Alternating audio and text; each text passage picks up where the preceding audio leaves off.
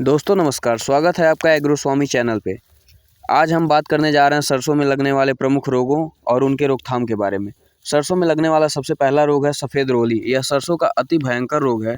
यह बीज व भूमि जनित रोग है। इस रोग के कारण बुआई के 30-40 दिन बाद ही पत्तियों की निचली सतह पर सफ़ेद रंग के उभरे हुए फफोले दिखाई पड़ने लगते हैं। फफोलों की ऊपरी सतह पर पत्तियों पर पीले रंग के धब्बे दिखाई देते हैं। उग्र अवस्था में सफ़ेद रंग के उभरे हुए फफोले पत्तियों की दोनों सतह पर फैल जाते हैं और फफोलों के फट जाने पर सफ़ेद चूड़ पत्तियों पर फैल जाता है। पीले रंग के धब्बे आपस में मिलकर पत्तियों को पूरी तरह से ढक लेते हैं और इससे पुष्पीय भाग व फलियां पूरी तरह विकृत हो जाती हैं। उसके बाद सरसों में बीज ही नहीं बनता। इसके रोकथाम के लिए सरसों की बुआई अक्टूबर के पहले पखवाड़े में आपको कर देनी चाहिए। बीजों को जैव नियंत्रक ट्राइकोडर्मा पाउडर की 8 से 10 ग्राम प्रति किलोग्राम या फफूंदनाशी मेटालेक्सिस एप्रोन 36 एचडी की 6 ग्राम प्रति किलोग्राम बीज की दर से बीजोपचार करके बुआई करनी चाहिए। दूसरा रोग है आर्द्र गलन रोग। इसमें सरसों के पौधे शुरुआती दौर में ही गलने लगते हैं।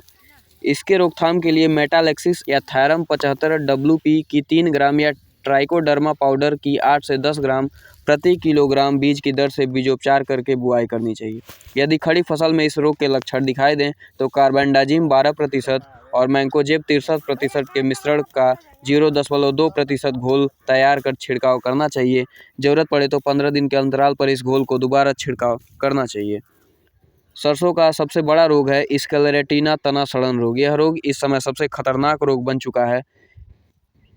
इसके उपचार के लिए कोकार्बेंडाजिम और मैंकोजेब 2 ग्राम लेकर या फिर ट्राइकोडर्मा का पाउडर 10 ग्राम लेकर प्रति किलोग्राम बीज की दर से बीजोपचार करके तब बुआई करें। खड़ी फसल में यदि यह रोग 50 से 60 दिन के बाद दिखाई दे या इस रोग के लक्षण आपको दिखाई दें तो कार्बेंडाजिम 12% और मैंकोजेब 63% का मिश्रण तैयार कर 0.2% का घोल बनाकर छिड़काव करें। आवश्यकता पड़ने पर 10 दिन बाद आप इस छिड़काव को दोहरा सकते हैं।